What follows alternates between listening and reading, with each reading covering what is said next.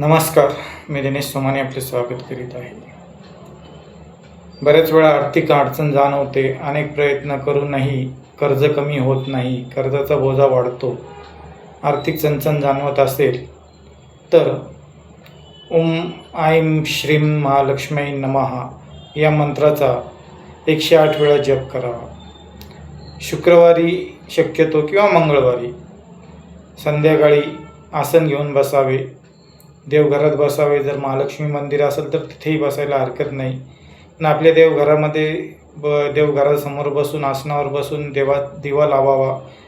हातात पाणी घेऊन संकल्प सोडावा. कमी कोणत्या उद्देशाने जप करीत आहे आणि ओम ऐं श्रीं महालक्ष्मी नमः या मंत्राचा किमान 108 एक माळ रोज जप करावा. श्रद्धायुक्त भावनेने हा जप करा. प्रयत्न करीत राहा. प्रयत्न हे कन्स्ट्रक्टिव्ह आहे तर मंत्र जाप हे सपोर्टिव्ह स्टूल आहे.